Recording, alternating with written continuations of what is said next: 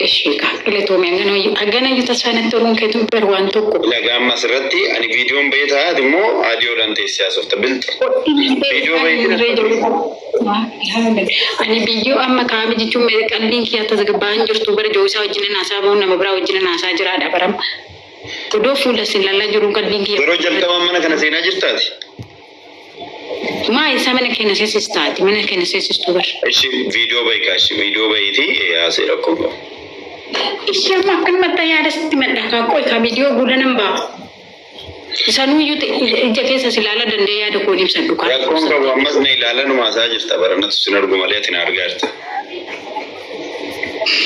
جوي كنا كيسايو كنا تفردين دي بدي منامنا نفيوجت تنتو Kristus jadi dalam video tak sanjur jauh Kristus nak ubat Yesus mungkin. No, jalan si jamar jalan itu sama di kabar dokter ya di jalan di kukil si lawan deh video.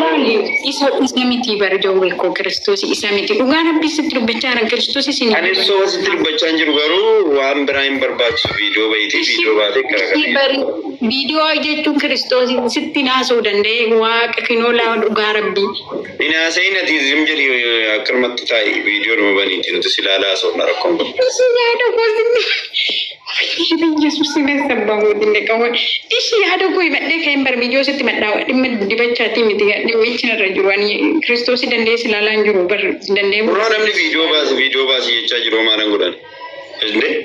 Atas kai jumlah macam macam apa? Jauhi, ani baru ani kanan di masyarakat busur tu kecai Malay, jual milion aja, tapi orang itu ramai tibar.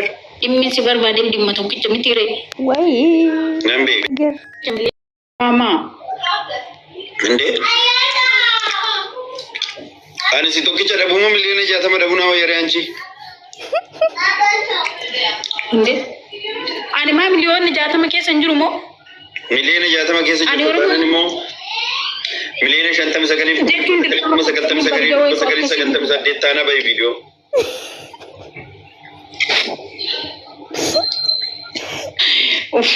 Jauh gua darah Rabbi Kristus jauh Kristus itu dah tidak ni Kristus ya ada owner rapat. Ishi yadi ke video batu malis rafudamu. Gafin si gafat ya ada tonton yang magafi si gafat malif surah kasih post gota surah kiyad. Jechuun isuma sitti maafini ati immoo viidiyoo baay'attee nanjingin Kiristoos danda'ee sitti naasa'u Kiristoos dirqama immoo nama fuuldura bahee taa'uun jaalladhu waaqa. Waan biraa miti Kiristoos takkaan viidiyoo bahee hin beeku jireenya kootitti. Asila dhimma kanaafi miti dhimma tabaatiifuu bahee hin beeku. Ishi mi'aasa waan sagendii kudhaniin kun gabaabsitii waan viidiyoo kiyya poosti gootuuf. Namoonni Beerut moo Joordaan hin jiratte Joordaan moo Beerut? So when you put anything out of him fit a day to Murada. Like you say just a be an amati. Jordan.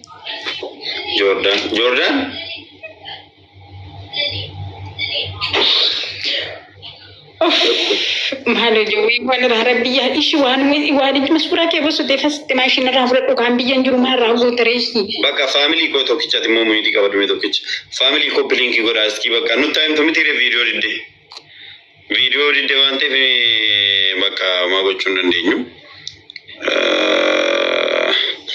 aba erge video di de ada sha godat kanaf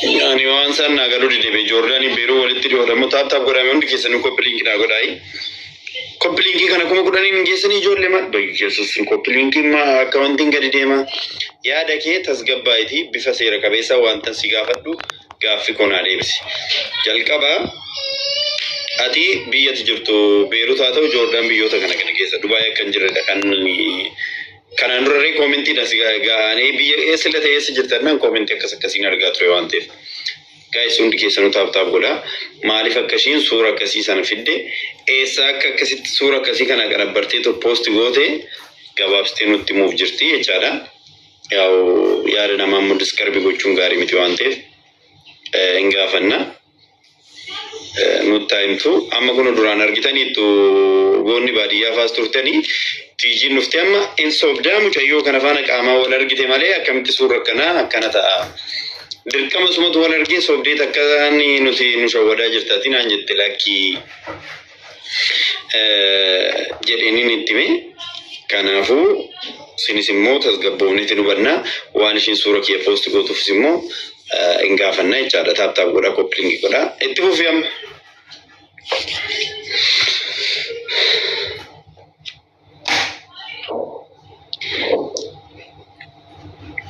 wabi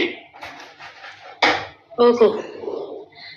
Oh jadi ganji oko jadi ni garana fuda istai. Madada gue mana coba tahu kan? Andi tu nak wakat mana tu nama jalan doa tu tak kasih mading gue dari. Asyik. Jalka bawa lebar rapi tire. Sabi je.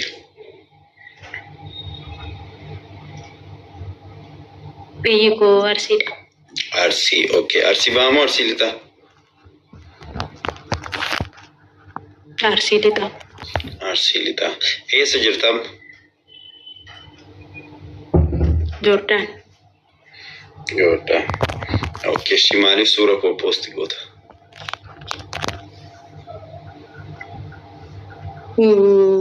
Sama bas surah ke post pada ni. Dora ye jechun normal lah. Kumana matoko senjal tata sending kesifat dah hujing kenat titola. Surah ke aku mana matoko profile yo kani moyu aku mana matoko nak aku mana berang sesuatu timbu sesuatu jari kawi. Garumo wantu koso yadin yo so niti jechun betam tiri so nami wantu ko yadin wanne berang umami. Jechun anak kesati made wan berang jechun.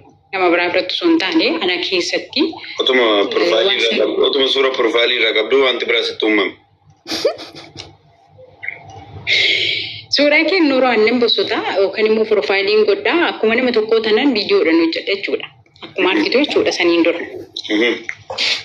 Osu mana kasi adu, wan suni nu mama wan suni ya ada mah jadi odonetian demi peran semua ko kesatu okani mu, wani berang umami wasan dan isalek ya kasi miti ya kana miti jadi osu mana. Of koto okani mu rabu rabu lalu cerita yuk na ana ulta wani som nanti jadi. Dirqama immoo dhufee waan akkasiitii jedhee waan akkasii asitti machuudhaaf carraan arganne lammaffaa immoo mana keessanii waan akkasii dubbachuudhaaf carraan arganne dirqama suuricha kengamoo itti deddeebi'ee kanan bossotuu fi maaliif suuraa koosan akkas goota koomentiidhaan osoo hin taane keessan dhufte maaliif suuraa koosan akkas goota maali rakkoon kee maal rakkatte jechuun haga namni biraa dhufee na gaafatu ati dhuftee na gaafatti jedhee yaaliin ture garuu immoo akka namni baay'een haasawni san ziriyyuu wanni suni irraa na deebisuu miti ittiyyuu na caalsisee jechuudha. Rakkoon gabaabumatti jaalala obbolummaa jaalala oromummaa dinqisiifachaa bira darbe onni keessatti yookaan immoo ana keessatti wanni biraa uumame jechuu barbaade. Okay. Ati maaliif keessanii waan akkanaan keessatti uumame dura poostis gochaa ture kanatti waan akkanaan keessatti uumame jettee nan gaafatiin maaliif isa namni si barreessu namni godhatte. Kunna akkasiin qabu yoo siin jedhu kun akkasii simiti dhufee akkasii waan akkasii jedhee si gaafadhu san hin danda'u. Sodaadhasii sodaa qaba. Waan akkasii ganallee namni natti dhufee na gaafate malee nama gaafadhee sin beeku sababa ta'eefi si sodaadhe gabaabumatti. Jechuun maallaan jettaa naan loltaa waan akkasiiti malee waan biraatiif hin galu. Nama biraatitti erguudhaaf immoo akkamitti waan akkasiiti jedhee nama biraatitti deemee nama kana himadda jedhee sananii cal jedhee suuraa kee waan akkasii gossatuun jalqabee sirra darbee namoo biraatitti dhufee na gaafatee dhimmi nama biraa na gaafate. Inni faa si gaafate namni si gaafate jechuun dubarootuma keessaa moo akka? Ara walaa dubartiyyuu walaa dhiirayyuu tokkichuudha. Miseejii isaaniitis ilaalaa hin jiru, koomentii isaaniis ilaalaa hin jiru. Waan sammuun kun na ajaje dhimmichi inni sirraa qabu immoo warra koomentii warra keessan dhufee na gaafate odoo hin taane dhimmi inni sirraa qabu sirraa malee isaanii miti jechuudha. Tolaas barreessanii badaas barreessanii sammuu koo godhii nega jedheen ajajee jechuudha. Ani bakka na ajajee jira waan ta'eef ofitti amanii waan san godhe waan ta'eef iyyuu bakka bossoteera. Saniif hin bosote malee qoosaa yookaan fooloo yookaan immoo laayitii yookaan immoo itti fammasuuf miti jechuu barbaade tanan. Dhimma foolichaatti dhimma fammasuutis hin barbaadu. Garuu dhimmi sirraa qabu dhimma kankeedha. Jechuun maali dhimma korratti fakkeenya maal fa'aa yaaddee beektaa mana bakka zirzir goriitii fikirii kee gallasan daqiiqaa tokkoof.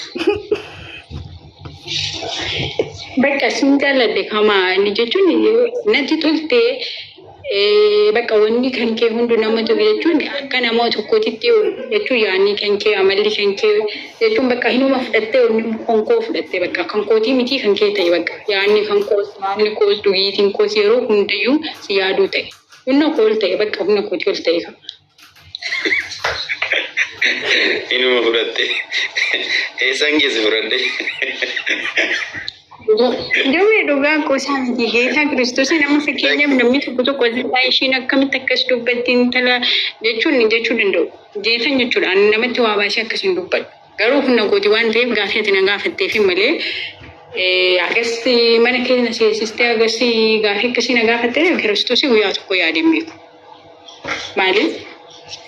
Osoon akkasii nama daffaree yookaan immoo humna akkasii qabaadhee dhufee akkasii guyyaarra si caqacaqee akkas jedhee akka nama biraa yookaan intinii jedhee gaaffii akkasii si gaafadhee sin gaafaddan ture. Garuu hedduu si sodaadha. Hedduu si jaalladhes hedduu si kabajas hedduu si sodaadha. Kun waan hallootu wayii natti fakkaata. Saniif bakka lama jechuun ofii ol si jaalladha. Osoo lafa kanarratti ofii dhiistee joo isaadhaaf hin jiraattan aan jedhanii siif hin jiraadha.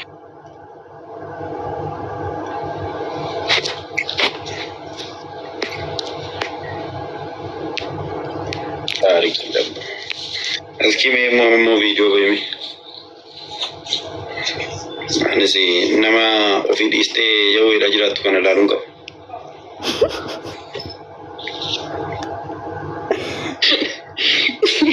Ayo, Kiristoos ati qoosaa irratti miti qoosaa irra jirtaa waaqa. Ani bara qoosaa kan keetiif jecha ni si sodaadha jechuudha. Amma fakkeenyaaf akkas jedhee oduuman keessan dhufee sii barre waanuma qoosaadha waan akkasii gochuu wayii sitti fakkaata waan ta'eef dhugaadhattee na namaltu. Amma natti bilbilanii mee bayii yoo isin viidiyoo bobaatte irraa bayi naan jechaa. Jechuun nati baatullee rakkoon qabanii barsiitti madheen ture miti rakkoo kan kee rakkina suuraa kee bosootuuf rakkinani waan akkasii godheef jechuudha. Fakkeenyaaf odoon fammasuu yookaan immoo ati akkas gochuu dandeessa maaloo na dhiisa koomentiin na dhiisa maaloo. Ishi. Fammasuu fi miti Kiristoosii naaf hubadhu. Ani fammasuu fi miti Kiristoosii. Yoo fammaste maal rakkoo qabani maa fammasta siin hin jenne barbaayyeessu. Fammasuu fi miti geetan Kiristoosii ani suuraa keetiin yookaan immoo waan akkasii fammasuu. Yoo sayyuu fammasuu yoo ta'e rakkoon qabu garuu ani gaaffii gaafadhee isaan maa akkanatti bakka akkanatti siin jaaladhe jettee kana nan gaafanne dura kanaaf maaliif nan gaafanne siin jedhe bane yoo ittiin fammasuufaniiminaamina sayyattif immoo suura fakkeenyaaf appilikeeshinii sana naaf na ergimee bannaati shalqaa nan barbaadan takkas godhu. Bunaan biraa boosti gochuufi. Jechuudha namni hundi si beekee jira sillee si fayyadu garuu si hin ergaa rakkoo hin qabu. Garuu immoo rakkoo koo akkanaa hubachuun barbaade malee waan biraa miti jechuudha. Rakkina nan keessa jiru odoon naa hubattee akkasii jettu. Jedhe baranis rakkoo sana si hubachuudhaaf